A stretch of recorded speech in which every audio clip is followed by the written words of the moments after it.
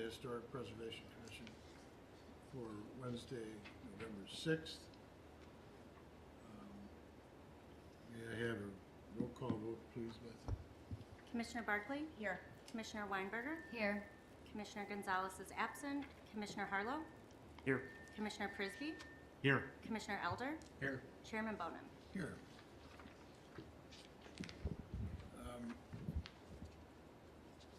I was not here last meeting, but you, those that were, please review the minutes and see if there's any additions or corrections that you need to make. I did not see anything. I reviewed mine and didn't see anything either. That's good. Yep. May I have a motion to accept the minutes as presented, please? I move to approve minutes from Wednesday, September 6th, 2023. Second, please. Second. Roll call vote, Bethany? Commissioner Barkley? Aye. Commissioner Weinberger? Aye. Commissioner Harlow? Aye. Commissioner Prisby? Aye. Commissioner Elder? Abstain, I wasn't here. And Chairman Bonin? Abstain. Okay. First item on our agenda is public hearing for case HPC 14-2023, consideration of properties for inclusion on the historically significant structures property list in the Historic Overlay District. This is the sixth list of properties brought forward for review by our commission, Preservation Commission. Do we have a motion to open the public hearing, please? I'll move to open the public hearing. Second. Roll call vote, please, Bethany. Commissioner Barkley? Aye. Commissioner Weinberger? Aye. Commissioner Harlow? Aye. Commissioner Prisby? Aye. Commissioner Elder? Aye. Chairman Bonin? Hi. During this public hearing, we're going to be considering various properties proposed for inclusion on the historically significant structures property list in the Historic Overlay District. If anyone in the audience wishes to speak on the matter in general or regarding any particular property, would you please stand and raise your right hand and be sworn in by our recorder? Seeing none, village planner will provide a brief review of the item and review the process required by the village code. Staff will go through each property. If staff receives any comments from the public or commissioners that can't attend the meeting, these can be read aloud for the record. Okay, so we are here again on our sixth round of properties. Today we have 5 properties that are in front of us for review. If you remember, this will be a very similar process that we've all done before. And I will go through each of these properties. There's been information on the history included in the packets. And as we go through one by one, we can determine the evaluation criteria that each property meets. The evaluation criteria is listed on page 2 of the staff report, and it's also included in Exhibit 4 as well. So with that, I'll go through each of these properties. The first property we have on our list today is 232 South Clay Street. This is in the R4 Single Family District. And we received some information on this from the Hinsdale Historical Society and the homeowner, which, depending on which source you look at, it's believed that this house was constructed in 1898, somewhere between 1898 and 1915. We have past surveys that call it historically significant. The reconnaissance survey from 1999 calls it significant, and it was included in the town of Hinsdale survey from 2001 that was potentially significant and contributing. So there's information included in here, and this was the information included from the Hinsdale Historical Society. And then we did have information from Downers Grove Assessor's Office, as well as a Sanborn map that shows the original footprint of the house. The biggest change that's happened that we found out was that the porch was enclosed, which you can see from this. So with that, we can review the criteria.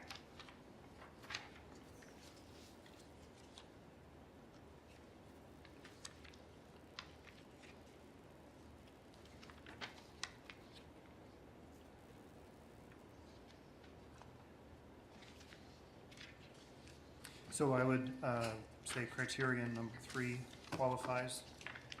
And I just have to state for the record that I love that in 1903, the property tax was $1.37. Any other comments? I agree. I thought three Both was, with both comments. I think 3 was the only one that really qualified. Okay, so criteria number 3. The next house on our list up for discussion is 202 East 4th Street. I'm sure many of you are aware of this house. It is already a designated local landmark that was designated by the village in 2003. It is considered significant based on our 1999 reconnaissance survey, significant from our 2007 Robbins Park survey, and we have quite a bit of additional information in here because this house has been quite documented over time. It's a Queen Anne home built in 1886. It is for sale if anyone's looking to purchase this home. So we had included quite a bit of information on this house because it is quite well documented from being a landmark.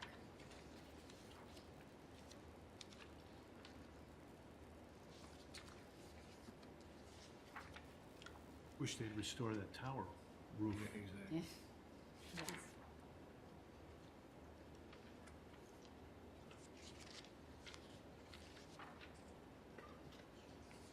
Yeah, that was quite a tower. I grew up in it. You could do it. So, Are you thinking 3 and 5? it's already a landmark, so Right. At least. 3 and 5, maybe 6 as 6 well. as well, yes. Okay. We'll add 3, 5, and 6. Any other comments? Okay, we'll move on to the next one. The next property is 306 North Garfield Avenue. This house is in the R4 Single Family District. It was constructed circa 1890. It is considered contributing per the 1999 reconnaissance survey. It was then considered significant based on the North Hinsdale survey in 2005. And then we did look into some building permits that have been done. They've done some renovations to the house since 2005 when that original survey was done, including an addition on the north elevation and the porte cochere on the south elevation. So the house is in pretty good condition, but there have been a couple of changes since that survey, so we wanted to make sure those were included. And this is another example of a Queen Anne house. very nice. You did a good job on that.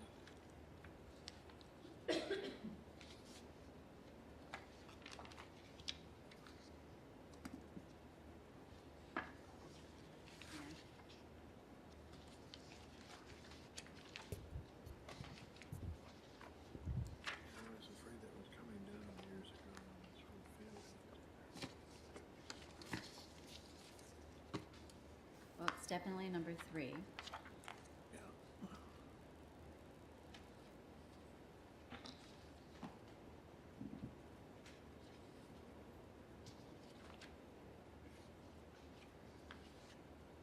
Okay, any other comments? All right. The next property on the list is 134 South Park. This is also a designated historic landmark in the village that was designated in 2002. It's considered significant and historically significant per our 1999 reconnaissance survey, significant per the Robbins Park 1 survey, and it's another Queen Anne style house circa 1890. And we did, I think the Historic Preservation did review a certificate of appropriateness for this house in 2016 where they did do a first and second floor rear addition. So there's quite a bit of information in here as well because once again, it's a landmark property already. You did a nice job restoring the porch on the south.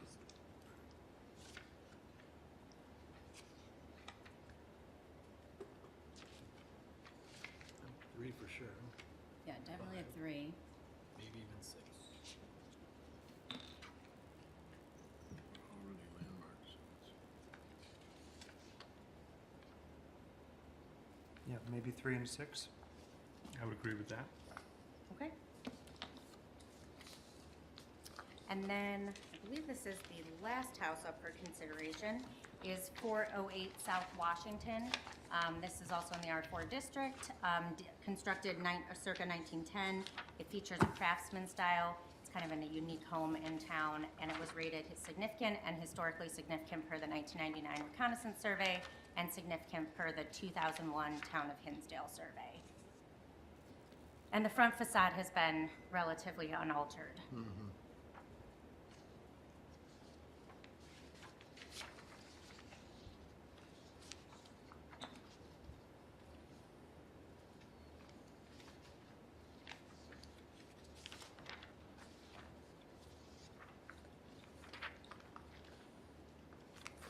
Well, number 3, Agree. Agreed. Okay. That's all the properties up for consideration, so these will go to the village board now for final review and approval. And if there's no other comments from the public, we can close the public hearing and then have the recommended motion.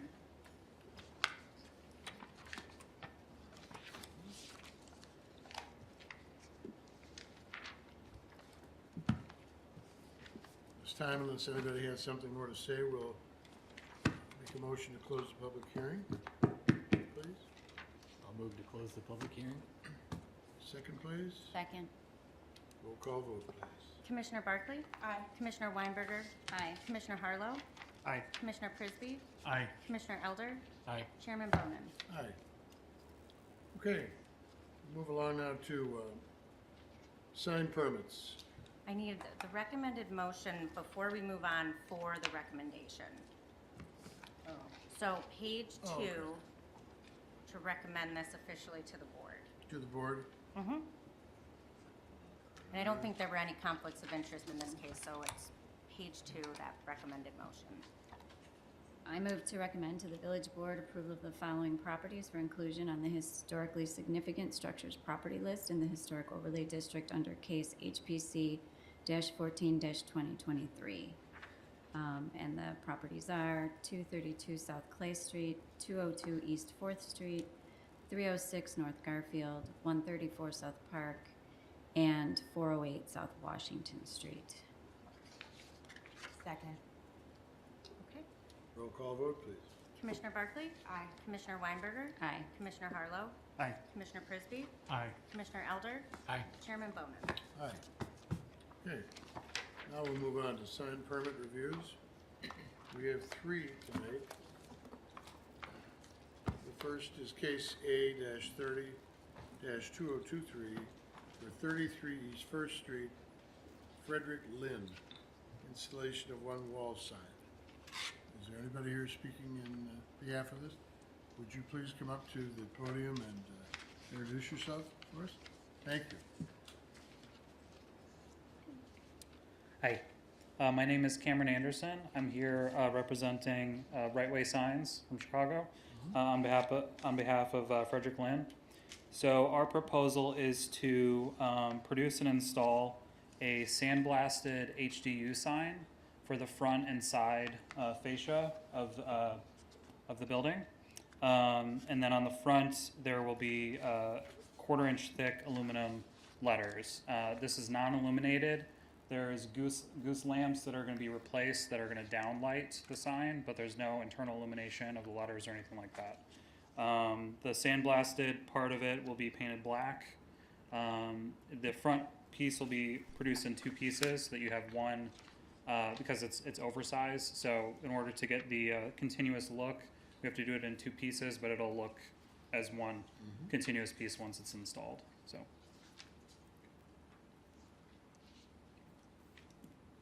Say there's existing gooseneck lights on there now? There is existing gooseneck lights. They will be replaced. If you look at the final page in the packet, it shows the details on the new lights that they're going to replace it with. It The should li- look.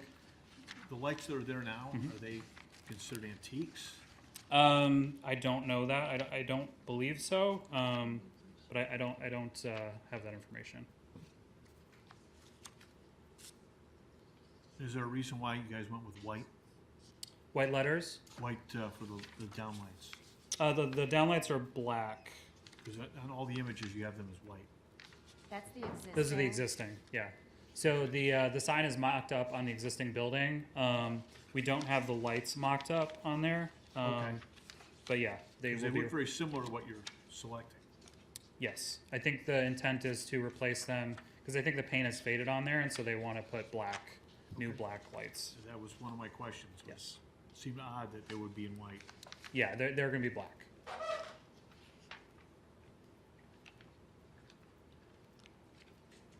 Then I just wanted to be clear, you mentioned two signs aside as well, but that's just this black panel?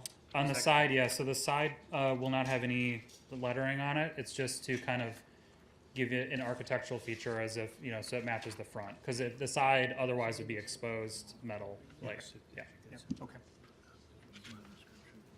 No other lettering? What's Just that? no other lettering, it's just Just on the that. front? Yep, that's correct. Right, okay, 'cause I remember.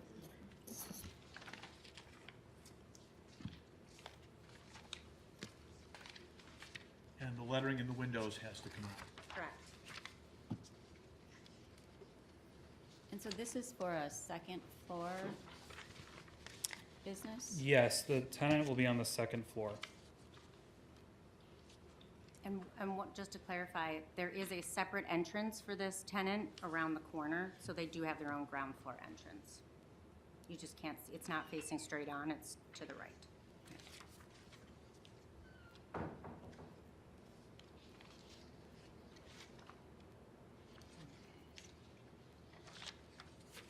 So what was the history of this thing? We looked at it, is this a new business there? Bethany, is there, It's existing. is there a tenant on the ground level? Not at this time. There's nothing on the first So, This was the furrier. and that's the old Hinsdale Furrier Yeah, it is spot, right? customs. Yeah. Correct. What happens with the sign once there's a first floor tenant? We've asked the building owner that question. I'm not 100% sure what the plan will be at that point. I just know that this is the sign that they wanted at this time. Make it a little harder to rent out that first floor. Yeah. But Didn't we hear this that's last not our year on this building? We went For the through it. exterior appearance site Oh, plan, the this exterior, wasn't yeah. reviewed. They Right. haven't come forward with the sign permit yet. Gotcha.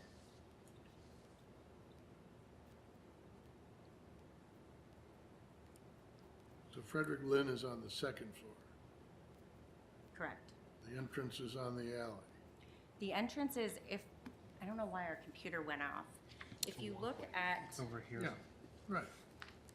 yeah, it's kind of, if you look at this exhibit here, the one that faces full on. Right. There's a door facing the opposite way that if you had just turned, they have their own I get separate it. door.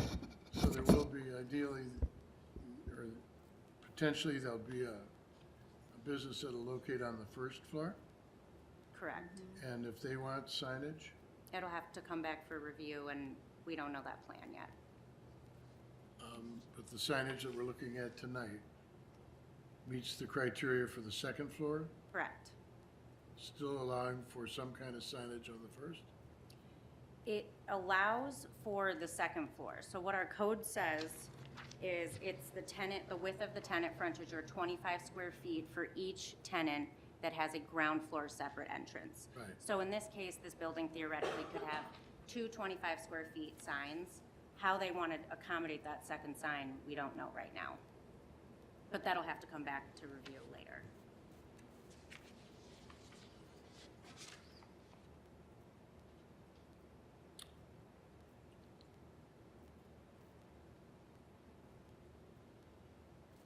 On a sign. Particularly if there's no sign underneath it. Maybe. So how concerned should we be about? Because we have two doors on the first floor. Yes, That's why they get 25 feet here. yes, but I think that This door gets 25 feet also, correct, but where do you put it? but where do you put it? And that's what I think Chris was about to bring up. Yeah, as a committee, how concerned should we be about this versus, it's gonna be the landlord's issue really, about attracting another tenant when there's no real room for signage. I don't know that that's our concern. I mean, I think this looks good. So I don't know that we need to worry ourselves about that, but maybe we do. No, I guess our code allows for, even though it might not look attractive, ultimately, if there's a tenant on the first floor, and they get 25 feet of signage. And they plaster it on the window. That's an option. They could have a permanent window sign, Exactly. and they could And have a. so that's a Yep. whole lot of signage on the front of that building, but our code allows for it. But it would come back for review, so if there was a sign clutter situation or something that you guys would want to review per the standards in the code, that's something for the future. We just don't have those plans at this point. But as our code signs, our code is now, we have no concern because we can have no concern. Correct. Right, As of right now, it meets code. right, okay. So as is, it's I fine. get it. I get it. Okay. I don't have any problem with the sign. I do think it's confusing. Where actually this is located with that right smack in the front. You think you're going right in the front door, but I guess that's probably not our problem. I don't know. It looks like a sign for first floor store. Absolutely. Correct.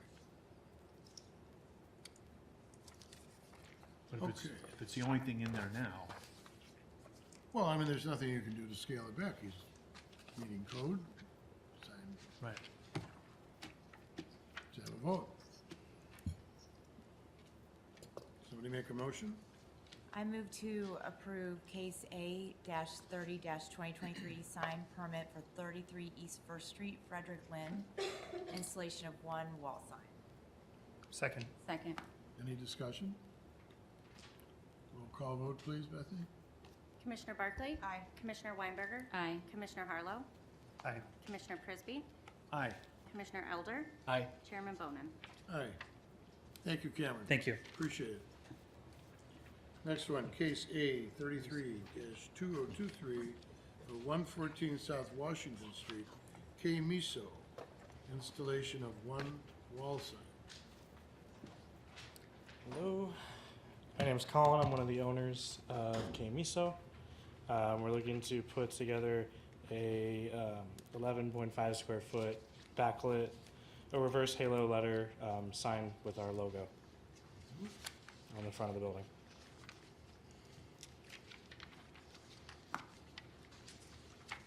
The one day image you have with the logo placed on the front of the elevation, Yeah, it's probably just a graphic thing, but is it, it looks like it's overlapping the top of the rectangle. yeah, no, it will fit inside Okay, of the that's rectangle. definitely Yeah. a big thing here. And then, is that going to be centered side to side Yes, in that space? yes, Because it almost looks like, again, graphically, it's pushed off to the right slightly. And I would want to make sure that that's centered in that space. yeah, no, it should be centered. Yeah, it's an angle picture there, and it just kind of. It's Right. when we took the pictures, Vistro's patio was still there, and so trying to get an image of the front without plants in the way was a little difficult.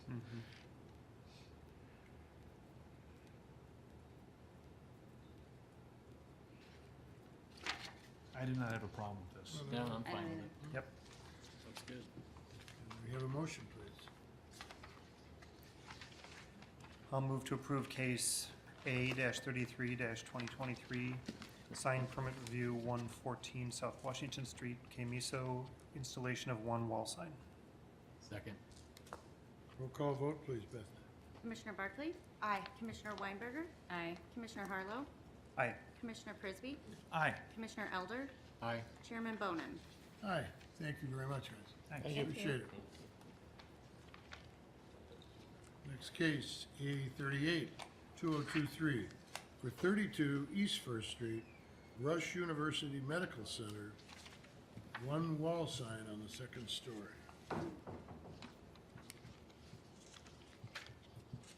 Thank you.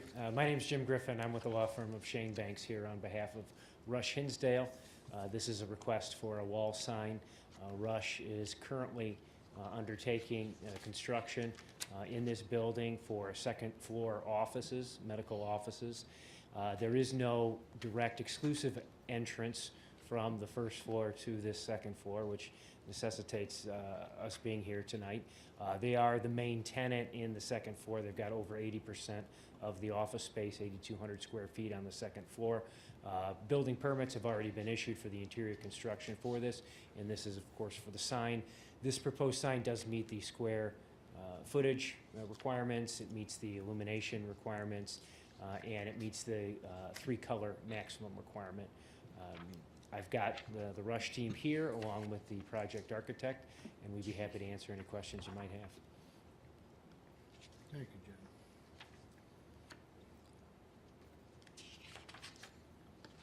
Bethany, I have a question for you. Yes. In the downtown area, we've reviewed a lot of these over the years here, and I'm just trying to get my memory back here. How many internally illuminated lettered signs have we approved in, let's say, the last 5 years? I will say, I believe that the majority of them have been on this building. I think this is one of the only places where, because it's been consistent, like, I think Circle Lighting had the individually face-lit illuminated. I think FedEx does. Rush is asking for the same thing, but I think it has just been this building in the downtown.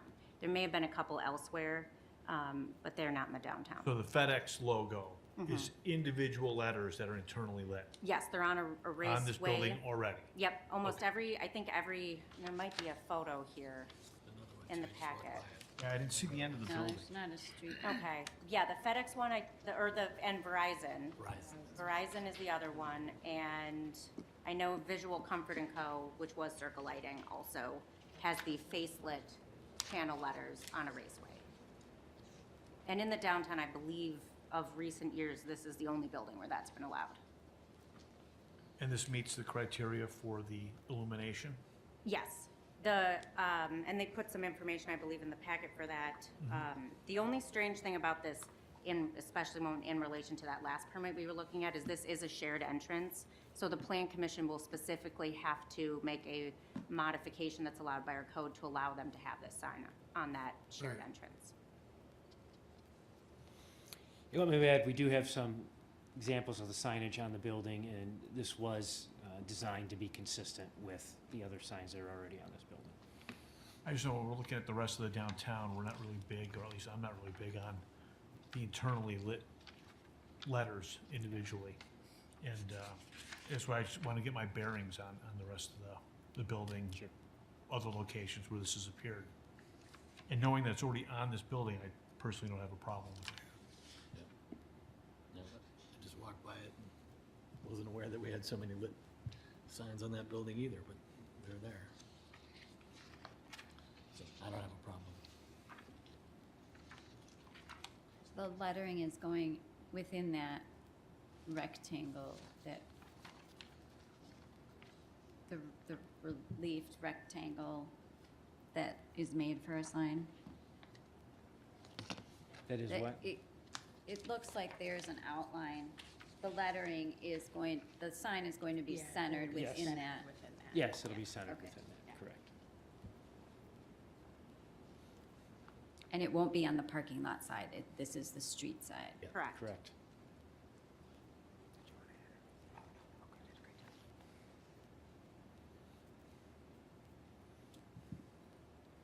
Will you have a sign on the south side, on the parking lot side? No, we're not intending to, because due to the code, there's only one additional sign allowed on the building. So we wanted that to face First Street just to acclimate patients, who will know where it is in the downtown. Okay.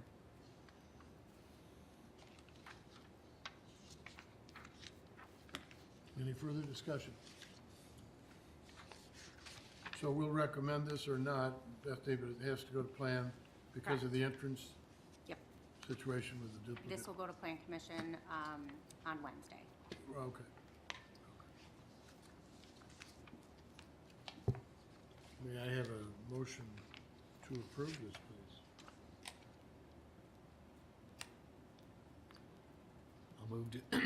I'll move to approve case A-38-2023, sign permit review 32 East First Street, Rush University Medical Center, installation of one wall sign. Second. Roll call vote, please. Commissioner Barclay? Aye. Commissioner Weinberger? Aye. Commissioner Harlow? Aye. Commissioner Prisby? Aye. Commissioner Elder? Aye. Chairman Bowman? Aye, thank you. Thank you very much. Thank you. Good luck to you. Thank you.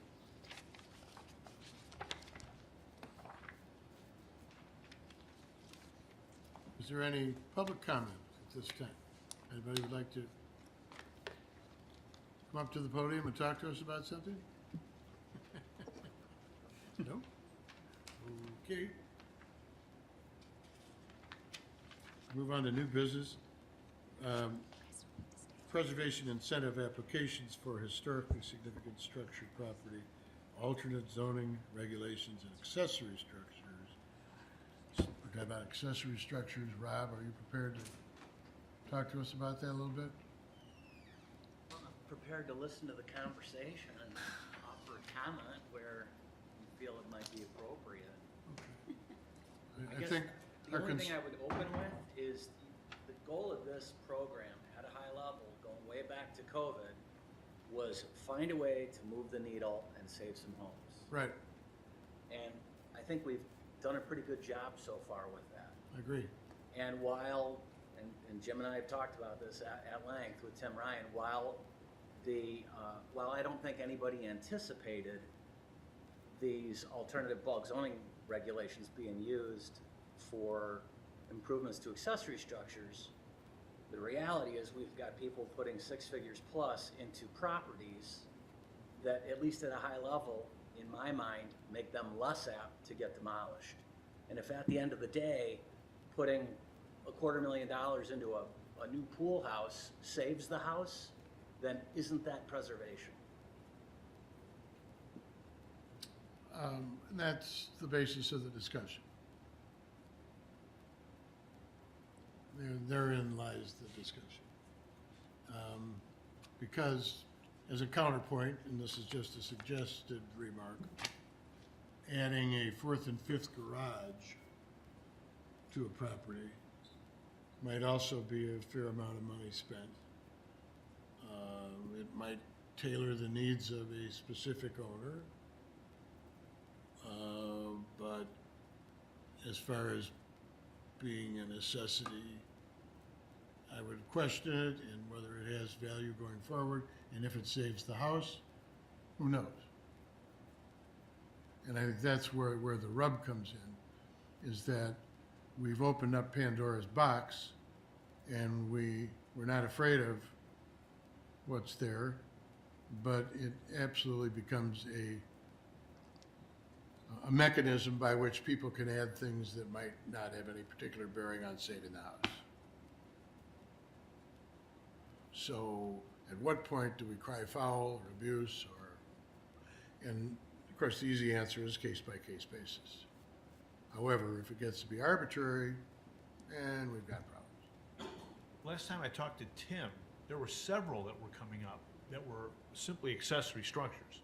Is that still the case? So I looked at this before the meeting. We've so far approved, some of which went to the board. We've had 7 preservation incentive cases, 4 of which of those have had some sort of accessory. Not all of them were just primary, but if you remember, our first application was the detached garage for the 420 East 7th house. Right. And in talking to some of the architects, they've kind of told us that those have come first because they're easier. They're just easier to do, they're quicker to put together, and they are working on much larger home projects. So some of it might be that it's just what was easiest to put together as some of the first applications. But we do have more on its way, and as well as in addition to large additions, so. Case, and we discussed that particular one, and I think it bears our attention that all of a sudden rooms over attached garages can become living quarters. No. Well, they have to have certain things. Okay? They have to have certain things, but we know of instances in town where people put marine toilets in because they can't put a plumb toilet in. And so there are ways around these things. And one of the consequences of not analyzing each application could be that we have a proliferation of ancillary living quarters in houses where in fact we have not encouraged that in town. I know there's a national movement and all that sort of stuff, but in our town, we're very strict about that. Until we're not strict about it, I think that's one of the things that our antenna has to go up when people start talking about doing some of these ancillary structures.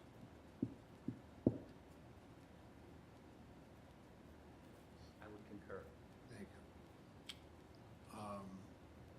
So, inasmuch as you're not inundated with that type of application now, have we seen enough of them to develop a thought on tightening up the Title 14?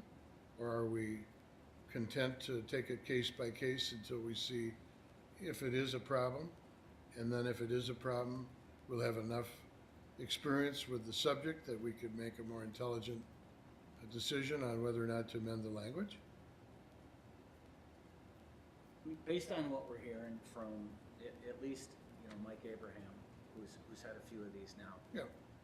It's a new program. I think we gotta take him at his word, that it takes more time to develop those plans Yeah. for the houses themselves. And that this was the low-hanging fruit. I hope that's the case. But I'd hate for you to make a policy decision that had a chilling effect on the program. I agree. I don't think we know enough to even address that. I just know in previous conversations you and Jim have had, that there was a concern that the gates had been open and there was gonna be a flood of people trying to shoot the crease on you. And we don't wanna leave you unprotected or have to be reactive, while we have a stack of applications. But if that's not the case, would be my thought that we sort of take these as they come and revisit this at a future date to see whether or not we have to reshape the language. Don't you think? I agree. Yeah. Anybody have a thought? You good with that? Yep. Perfect. Old business. Amendments to Title 14, status update. Not aware of any status update. No updates. No update. Okay.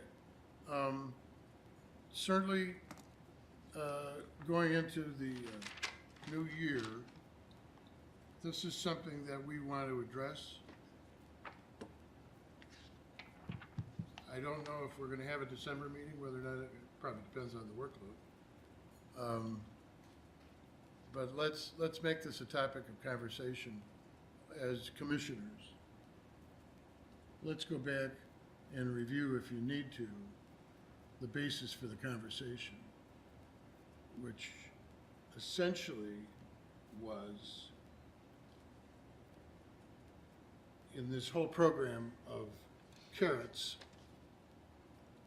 there was also a thought about having some sticks, if you recall. And the sticks were to take a stronger position on tear downs and change our recommended verdicts here, which have no teeth,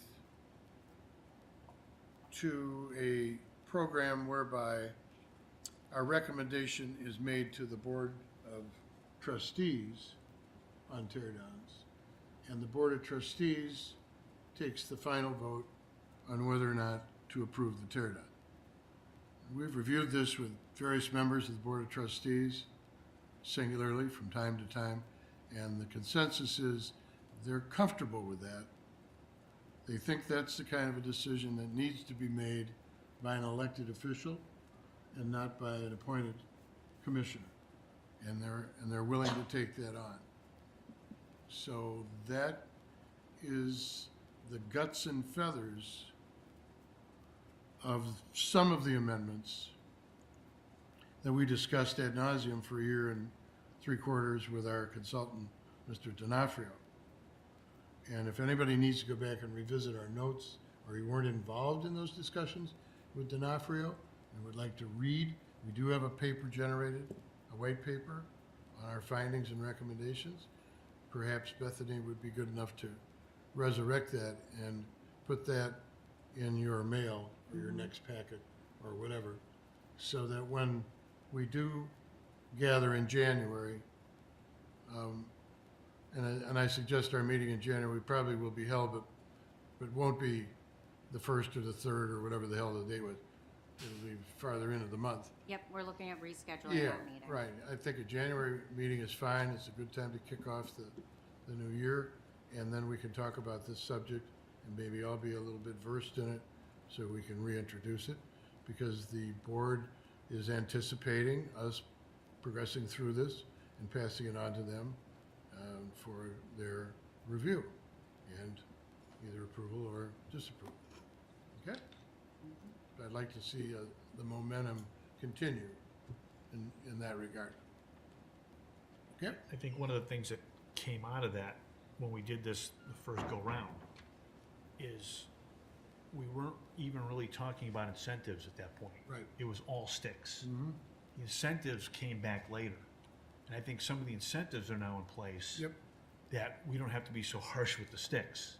So I think the first thing we're gonna have to do in January, I think, is really just review what we have. Yeah. With a fresh set of eyes a couple years down the road. Let's see how we think about it. Maybe our thoughts have changed in the last couple of years. I think they have, based on the incentive program. Yeah. Yeah, no, I just want to take us back to where we left off before we started growing carrots. Where does the sign review fit in as well? Because I know Commissioner Prisby did a lot of work on looking at signage, A lot of work. and I don't want to leave that sitting there either. That also is on our sideboard, the Colorado work, a lot of that stuff that we talked Right. about. And Bethany also had thoughts on that. Rob and I have talked about it over the years. We have kind of an awkward sign code that doesn't always yield the results that we want. And Jim did a lot of work on that. We've just never gotten it up. It hasn't bubbled up to the table yet, but it's certainly another item for new business that we can take up again. And I thank you for remembering that. Good. Bethany, for that meeting, if we do that at a rescheduled meeting in January, can you provide us with the most recent iteration of that document that we worked on with Mr. D'Onofrio? Yes, I will try to figure out which document that is. I think I know which one you're talking about.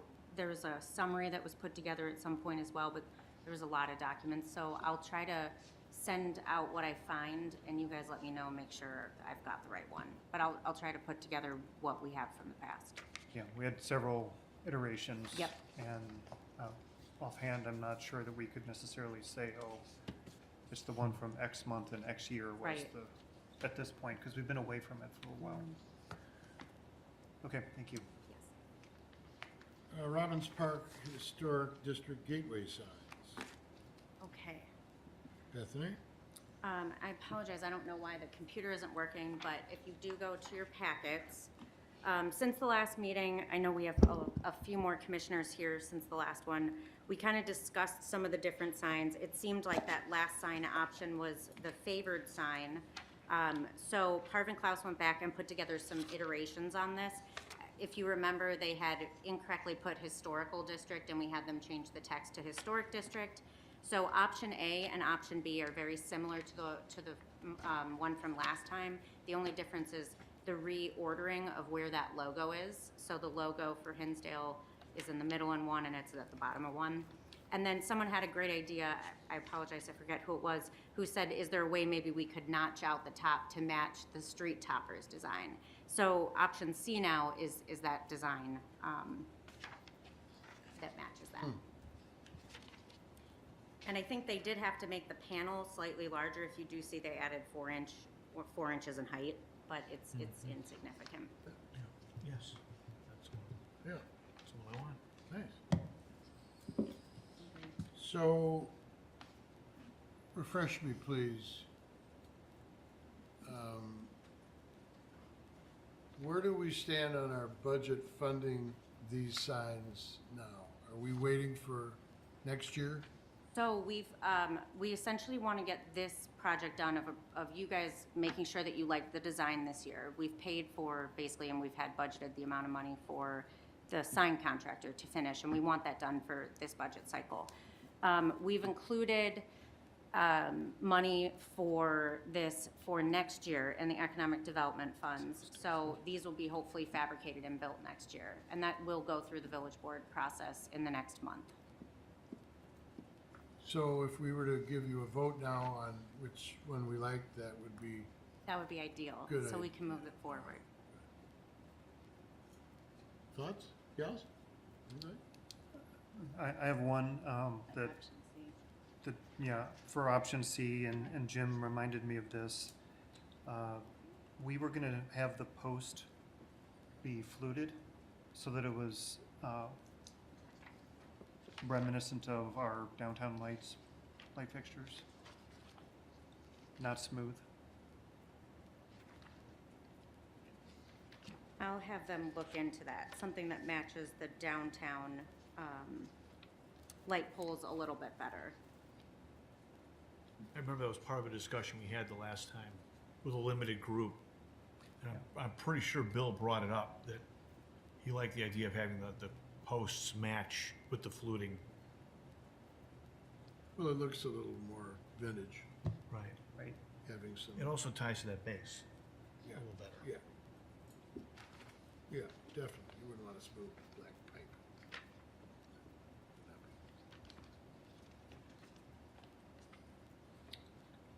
So, What does everybody think? I like C. Like See? C. I like C. All those in favor of C, say aye. Aye. Bethany? That was easy. That's easy. Good, Okay, nice. great. Well done. Exciting. Sixth Street improvement.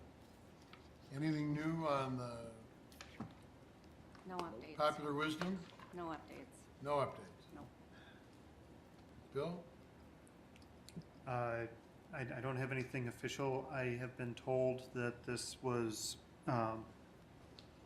sort of tabled until next year at the latest. Was it the facilities meeting? I'm a little out of my depth there because I'm not a part of that, but that's my understanding. I don't know exactly why, because a lot of work obviously was done this year. With that, I think it can cut either way, and so one way it could cut is that's good if we're able to husband some additional budgetary funds to do this the right way. But the corollary to that is I do know that there are some, based on what Kathleen said, there's some deadlines in terms of, maybe it was the DuPage mayors and managers funding, and also there was something about, there was a larger, it was either a state or federal loan that also had some sort of a deadline on it.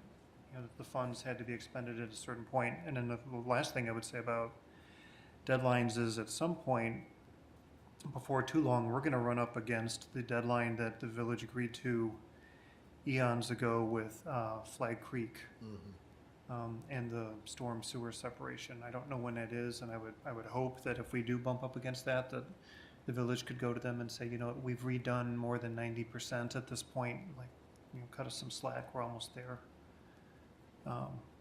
But those three things, Flag Creek, state or federal grants, and DuPage mayors and managers are sort of on one side in terms of concerns, because we don't want to lose funding that we maybe have in place for this. On the other hand, maybe that is offset by or improved upon by having an additional round of budgeting. There is a group of citizens who are keen to see this project come out in a certain way, which is basically to replicate what is there. I'm not going to mention names now because we don't have anything to consider yet, but the path of least resistance will be to redo 6th Street as a entirely brick street, including the intersection of Sixth and Park, and not expand the Southern Parkway because of the challenges that that would present with all of the driveway aprons, most of which are not asphalt or concrete. So it would be a challenge to have residents match, Yeah. extend and match what they already have. And based on what was done on when Park Avenue was redone 2 years ago, that was not done successfully. So I think there's particular interest in not seeing that happen again on Sixth. Okay. Old business not on the agenda, but just question. Of the projects that the village has been undertaking, the Carolines and the railings and the patios and things like that, I know they appeared before us with the patio thing at one point. Is there a status on that you could give us? So the Caroline and bells were successfully installed, and they should be ready to be functional for Christmas walk, or for the holiday walk. They did do a testing, if anyone heard it, maybe last week, I think it was, which was great, because I know there were people all over trying to make sure it wasn't too loud or going in certain directions. So that is good news and will be functioning for everyone to hear soon. The plaza and the roof railing, I don't know the exact status. Our donation campaign fund, which you guys have heard about quite often, is up and running. I know they've gotten a substantial amount of donations. I don't know what that amount is right now. So I think now that that's about to end, because I think they were going to end it towards the end of the year, they'll know the next steps and what the next steps will be. But I think it does need to go to the village board for final approval at the end of the day. So John, I wrote to Andrea and asked her that question 2 days ago in anticipation of tonight. And so far, roughly $52,000 has been raised. For? It's about, altogether, about 25,000 of that is for the plaza. The other 25,000 can be used for the plaza or the roof railing. And the amount that's been designated exclusively to the roof railing is de minimis. So that is not, I think, as much that it was either expected or hoped for. And it doesn't take us particularly far with either project. But I do know that there's some potential more significant gifts that might be made. Obviously, people make donations with tax considerations before December 31st. And there is a proposal that is in front of the Hinsdale Junior Women's Club, but they will only consider something if we actually present them with a budget. And the library has talked about making a significant donation. And by significant, I think that's I think it's 6 figures. I could be wrong about that. That's my recollection from June, so that was half a year ago. But that amount is not included in the amount that Andrea sent to me today. So it's a pretty small number so far. There's some bigger things that are sitting out there, and we're coming into donation season with the end of the tax year. But I think those of us who worked on it were hoping that there would be more than $50,000 by November. Yeah. And did we ever get, we had an estimate on the railings. About somewhere between 80 and 100. Right. But we never really, it didn't seem like we had any good estimates on the patio. So the patio, and Bethany, you could weigh on this as well. There are several iterations of the patio. The least expensive was somewhere between $200 and $250, I think, $1,000. The most was in excess of $400,000. And this was predicated on whose estimates? This was, all of these estimates were provided by Hitchcock Design. Hitchcock. Yes, thank you. So an architect, Yes, architecture and not engineering. contractors. Correct. It We would go never out- went out for any scope bidding or anything. No. Some of it obviously has to do with what the hardscape would be. And Yeah. we talked extensively about that, and, to a lesser degree, what sort of planting you do. There was some talk too in the summer about how the lawn of this building is used during the summer, which abused is maybe a better word. Particularly with Uniquely Thursdays, and that's not a knock on Uniquely Thursdays, it's great. But the planting can't be overly extensive or too precious, because Sure. it will get destroyed. Traffic. So, I think that the number was pretty firm with the railing, with the patio, plaza, whatever you want to call it. That was much more contingent on how much we might raise and get from grants, and whether the village Yeah. might contribute anything. Well, not my pig, not my farm, but it would seem that it would be smart to settle on 2 designs and put them out to bid and get some hard numbers from folks that would actually do the work. My experience with architects' estimates, no slur intended. Oh, I don't know what you're talking about. I only mean when you go to the means manuals and things like that, it doesn't take into consideration the economy and the people that might need the work or want the work. If you're gonna go to people and ask for money, I think you have to know what you're gonna ask for. And it would seem to me that if you had a number in mind that was anchored into a plan, you'd have a better audience when you went to get the money.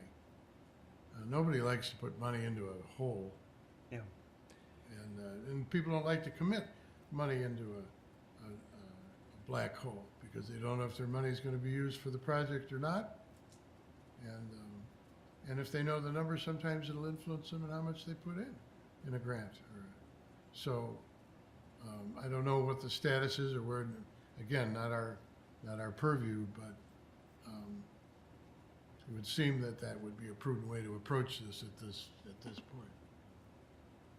Yeah, I would think that once we get past the end of the calendar year, that'll give us, that may be a good point to assess where we are.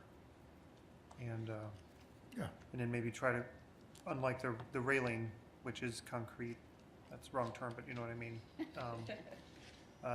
The plaza,